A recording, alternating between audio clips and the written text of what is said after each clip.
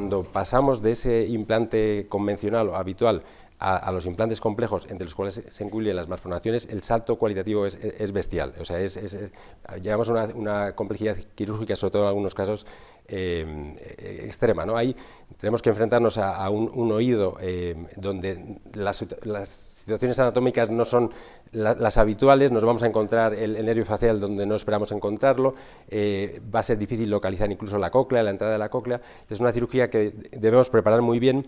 Hay herramientas específicas de planificación quirúrgica que son muy útiles para eso. Debemos elegir una guía de electrodos adecuada para cada caso. A veces tenemos que incluso cambiar el abordaje habitual. El implante se activa al mes de la intervención, con lo cual pues hay un periodo durante un mes en el que es un proceso de cicatrización que esperamos para que colocar el procesador, que lleva un imán que debe estar en contacto o próximo al implante, pues eso esté adecuadamente y no haya problemas, ¿no? Entonces hay un proceso de rehabilitación pues que se extiende en el tiempo y que se puede extender más allá. En adultos, pues hasta más allá de un año se pueden obtener mejoría y digamos que mejorar el resultado del implante siempre y cuando haya un trabajo del paciente pues con el logopeda y un trabajo en su domicilio.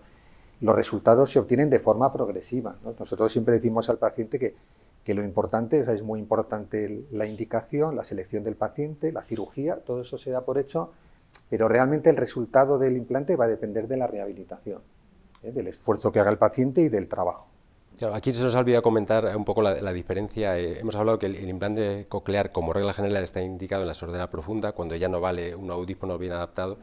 Pero claro, hay que dividirlo en dos grupos fundamentales. Uno, lo que llamamos los pacientes poslocutivos, son los pacientes habitualmente adultos o niños mayores que ya han oído y pierden la audición, o bien de forma brusca, o lo más normal que sea de forma progresiva. En esos casos, explicaba Íñigo, la rehabilitación la hacemos sobre un lenguaje que está previamente construido. Los niños que nacen sordos, lo que llamamos la sordera prelingual o prelocutiva, no han oído nunca.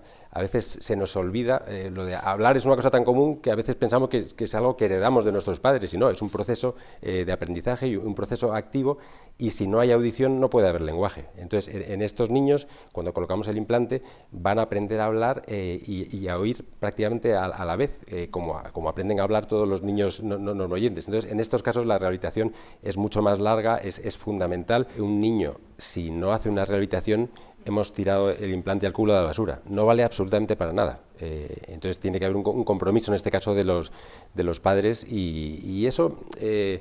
yo a veces me gusta recalcar que muchas veces, sobre todo siempre en el contexto en el que estamos ahora, que se toleran muy mal cualquier deficiencia o algo que no sea estar al 120%, muchas veces la angustia de los padres la transmiten a la cirugía del implante. Entonces es como que tenemos un problema, lo hemos diagnosticado, vamos a ponerle solución, y ven que la solución acaba el día de la cirugía del implante, pero no, ahí empieza la rehabilitación, y ahí empieza, y es duro, ¿eh? Yo, mi experiencia, lo que estoy viendo por abajo, es decir, los niños, es que cada vez estamos detectando, o sea, tenemos un diagnóstico claro antes.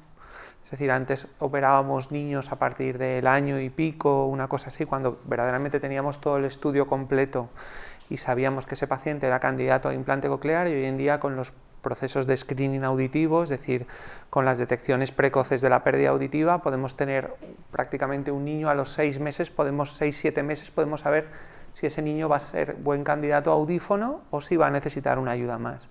Y luego, por el otro extremo, por el extremo de arriba, pues un poco lo que estábamos hablando antes, es decir, hoy en día hay pacientes de 70, 80 años que están perfectamente, con unas condiciones perfectas, y que la ayuda que les va a proporcionar un implante coclear es fundamental para los años que le queden de vida, que pueden ser 10, 15, y eso se ha visto que es coste-beneficio, es decir, que en esos casos el implante coclear va a ser efectivo desde el punto de vista de evitar problemas para esos pacientes. Aquí para los bebés, que recalcar lo que ha dicho Carlos, que lo fundamental son los programas de cribado, que existen prácticamente en toda España, y es que más del 90% de los niños, o más del 90% de las sorderas profundas de los niños, se diagnostican o se sospecha desde el nacimiento. Yo creo que está perfectamente explicado, solamente me gustaría incidir en una idea, que es el deterioro cognitivo. Vivimos en una población envejecida, cada vez tenemos más familiares que van teniendo un deterioro cognitivo habitualmente leve. Entonces, no hay un límite superior para colocar un implante coclear. Pero hay una vuelta de tuerca más, que es que cada vez hay más estudios, y en La Paz incluso hemos realizado varios sobre este tema, entre la relación entre la pérdida de audición y el deterioro cognitivo, que lo podemos ver a la vez como el restablecimiento de la audición y la mejora del deterioro cognitivo. Entonces, entre las causas que generan demencia o deterioro cognitivo hay varias, pero una de ellas es la pérdida de audición. Entonces estamos viendo que pacientes mayores con deterioro cognitivo leve, cuando se restablece la audición con un implante coclear, podemos mejorar no solo la audición, sino que incluso ese deterioro cognitivo, ¿no? La valoración cognitiva por parte del neurólogo es fundamental, ¿no? Y bueno, pues solo por decir pues que hasta hace no mucho, pues por tener ya más de 65 años, pues realmente no se implantaban los pacientes, ¿no? Era un límite de edad que estaba ahí puesto, pero bueno, los estudios que se han hecho, pues bueno, se ve que el resultado desde el punto de vista audiológico en pacientes mayores de 65 años es prácticamente similar al de pacientes más jóvenes, ¿no?